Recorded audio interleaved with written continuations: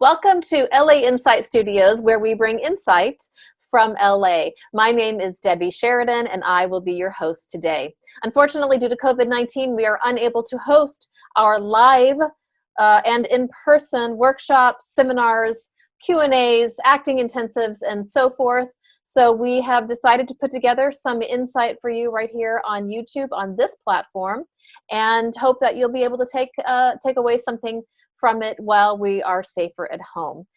Go ahead and subscribe to our website, hit the little bell so you'll get an alert every time we put up a new video. Welcome, Matt Passmore. Thank you very much. Good to be here. So I just want to just touch on your big break, right? So looking back now, it might be one thing, but at the time, right, whenever you landed the role that you thought, I've made it, was there one thing that stood out as that this is my break?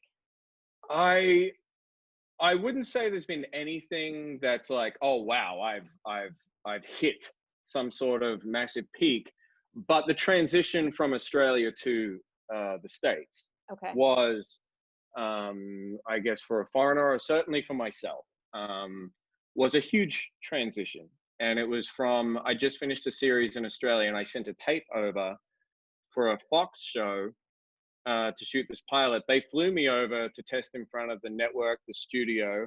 I could act well enough, not in the role, but act well enough to make it look like, oh yeah, this is all normal. Inside I'm going, what the is going on? And why is the studio different to a network? What is happening? As wow. it was my first experience jumping off the plane, and then sort of like, wait, there's 30 people filing into this room, and there's 3 of us guys here, one by one we go in front, and then go home to the hotel room, wait and see. Oh no, they want you back tomorrow, but this is for a different group. This is the network now, and the head of the network comes past. And do it again. I think it was the end of that day, just they were like, okay, well, now we got to talk to your lawyers because you're going to Prague. Wow. And you're like, so that, I think that transition from the Australian industry over to the United States for me was like, oh, it's like the same ball game, but just right. like I just went from what felt like the minor league to major leagues. I'm not actually saying anything about the industries, but for for pressure, for having to bring it, all that kind of stuff. Yeah. It was a step up. And that pilot, which actually didn't get picked up to series, but because that pilot made the rounds and I looked good in it, that actually helped me get the job, which was the first American series that I did here, The Glades. Then it was my transition, into the United States. A&E came calling. I think I was auditioning for a couple of other pilots, and A&E wanted to have a meeting. Said, we just saw this pilot that you did for Fox. We want to talk to you about this role. Mm-hmm. And that was almost like a dream audition type. I didn't know it at the time because I was so nervous and terrified, but when I look back now, it was like, oh, I was there. They were trying to almost let me know that, like, listen, as long as you don't defecate in the middle of this scene, so as long as you don't completely screw it up for the guys in New York, you're kind of our guy. Oh my God. Me at the time, however, was like, I think I'm going to defecate. And they put it in your mind as though it was going to happen. Oh my God. Yeah, that's hilarious. Yeah, I would say that would feel to me like my big break too, really to come to Hollywood from the guy, like you said, from the guy from the earlier part of the interview in Brisbane, who's like the middle class, working class, guy who doesn't have the internet. How do you even imagine that you would end up in Hollywood as the lead and as a series regular? It seems incredible, and certainly from where I came from, it was almost like my first national tour of a Shakespeare. That was like a huge thing for me. One of that Shakespeare that I said I saw in high school, that I remember the whole class walking out going, what a heap of crap. And I was just like, there was a volcano happening in me, but I didn't know what was happening, was The Taming of the Shrew. And my first big national tour of Shakespeare was playing Petruchio and Taming of the Shrew. The Circle of Life. Wow. It all comes And so around. that was huge for me. And then my first big television role, playing, the love professor on just a fun show. That was a huge thing, because there I was on television going, what's going on there? So the thing that I've tried hardest to do is not take anything for granted, and to be grateful for every step. And like you say, to keep those humble pants on. I think if you're grateful and you keep the humble pants on, then it stops that terror from, is this going to be my last job? I'm trying to grab onto any consistency I have, is to let that go and go, and just be like, hey, I'm grateful for this thing. Whatever happens next, I'm ready for. Yeah. But I think I don't think there's any bad behavior in this whole industry that doesn't come from terror. Comes from, I'm trying to hang on to this, Yeah. and if you can, you spend your whole life trying to just let that go and Yeah. be attracted to the next story. Speaking about humble pants and things, just work and wanting to work.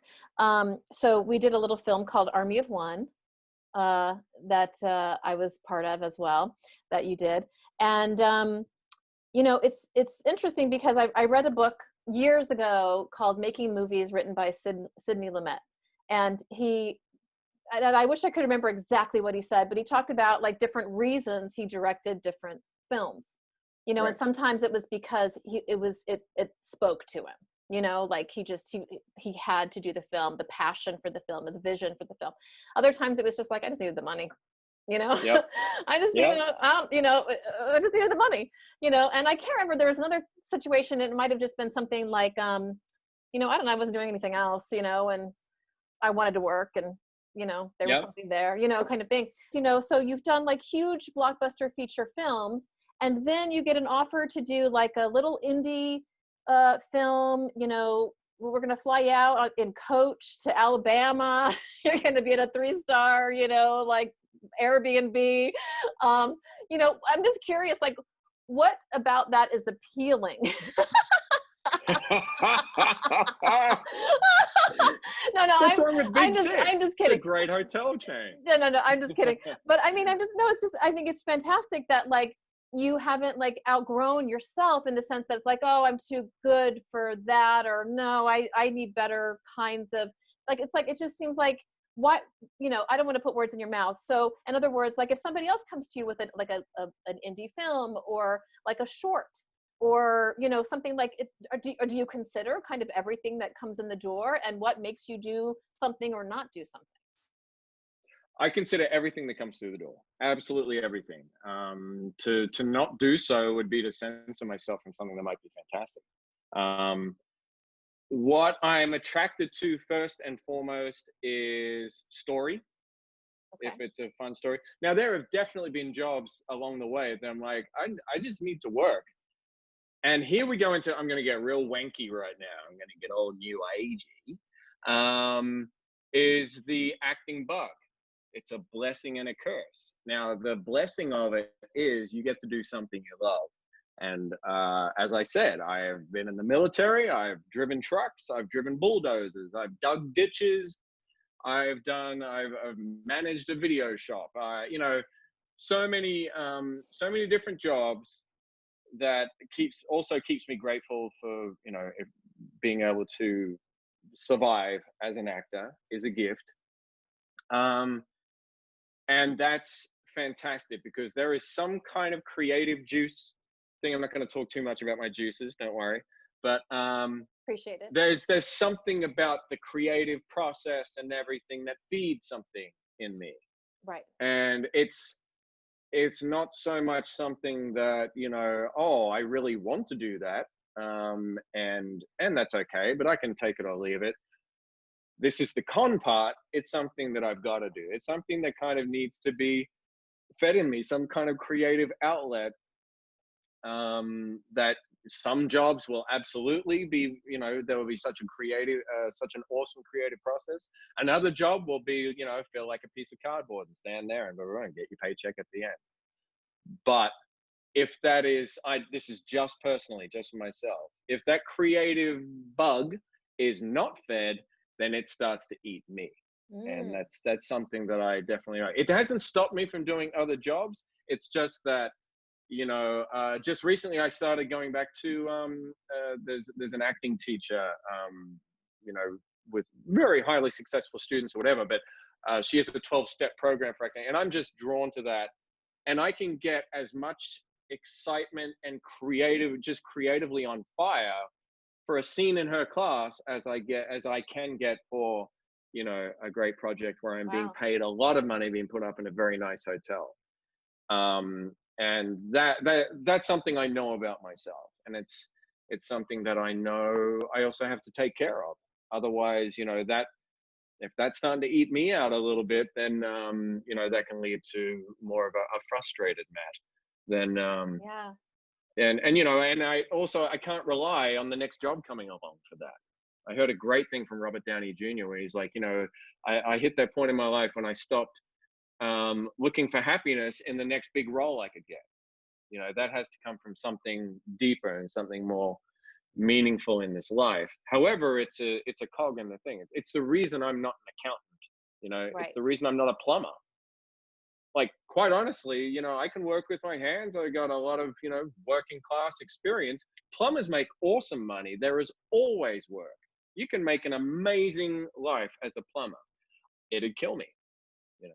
Just there's just something about. So I don't know if that actually answered your question. It's a bit new agey, but so when a project comes along, yes, I do have to also think of it as a businessman. I am incorporated, Matt Passmore.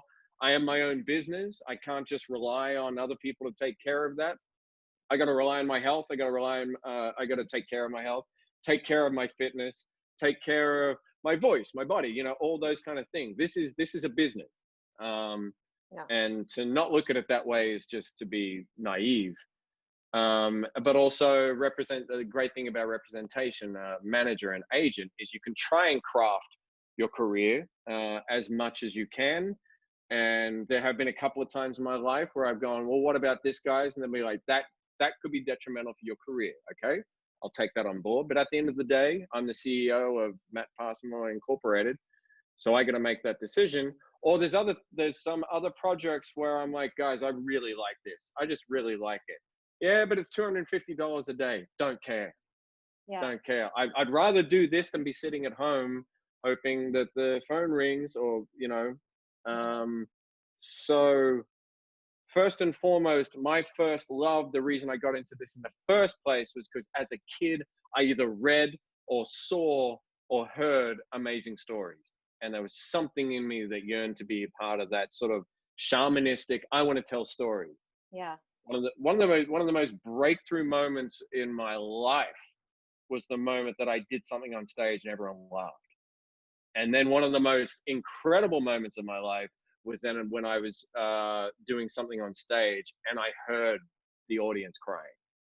That's remarkable. That's a remarkable feeling. Mhm. And that, I keep talking about that ensemble feeling. The love of theater I have is that ensemble feeling you have with the audience. Now, there may be some audiences you have more than others, but there are living beings. They're with you.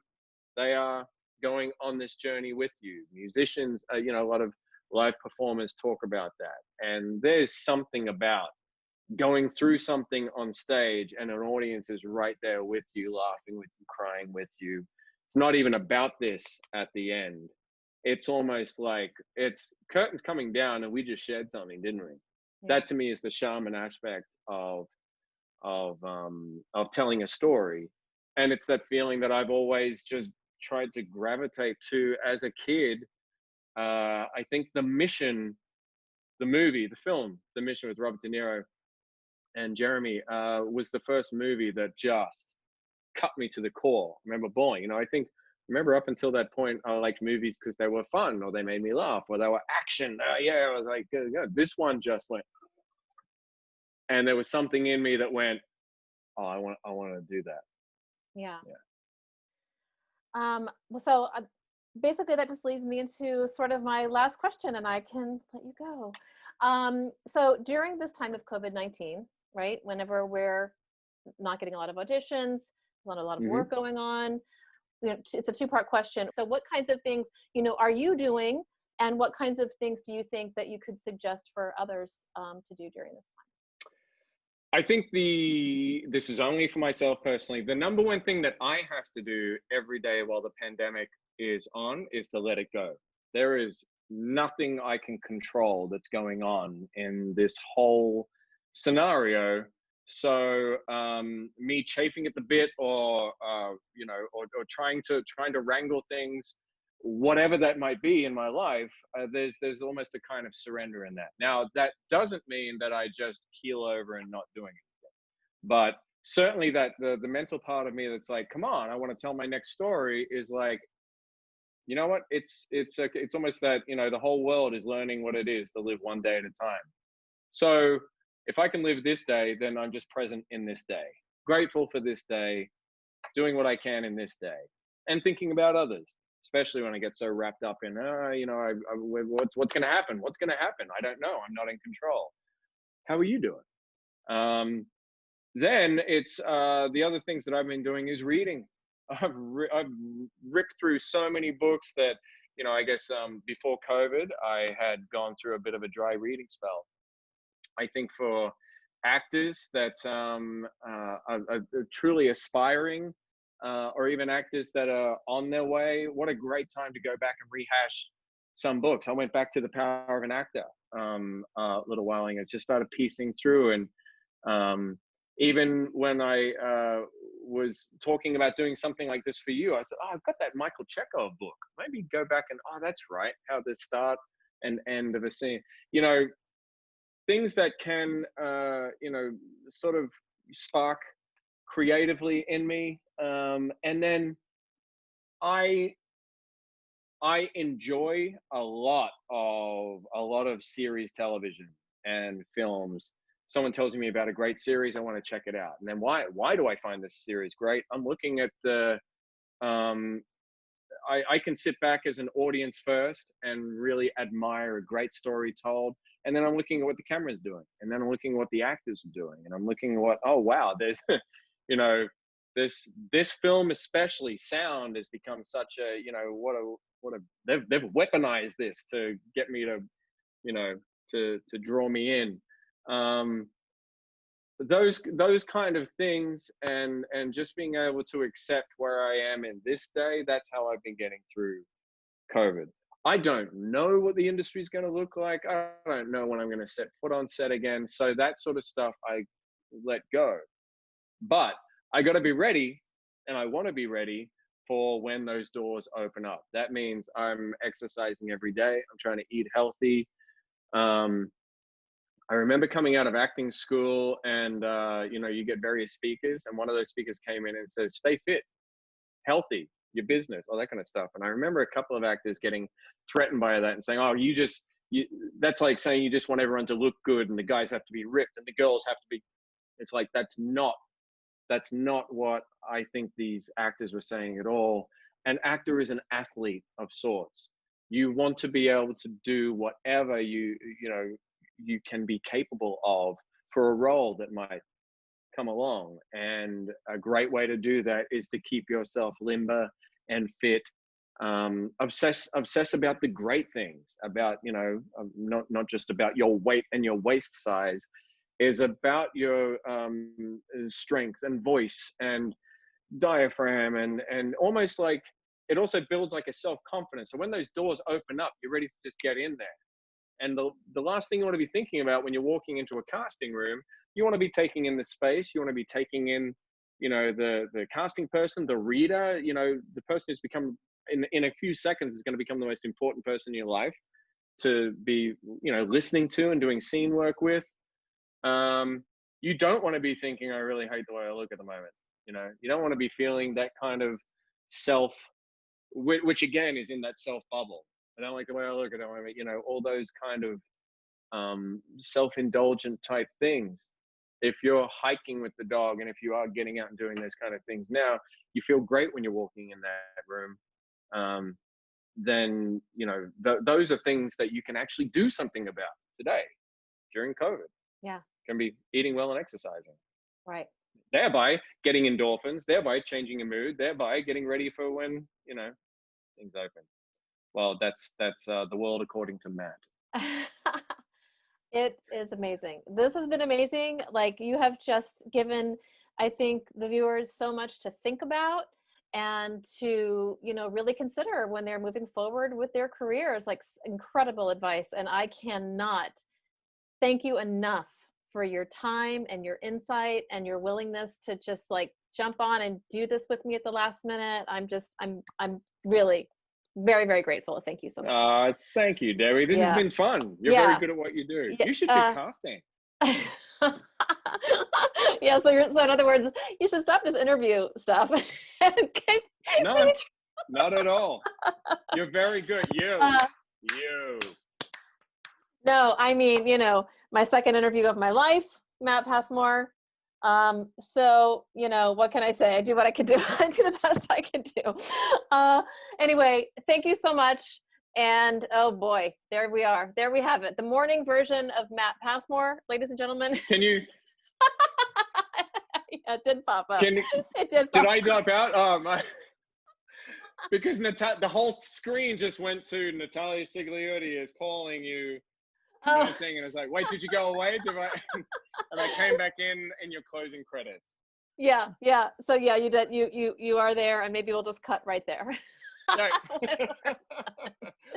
You're welcome. Oh my gosh.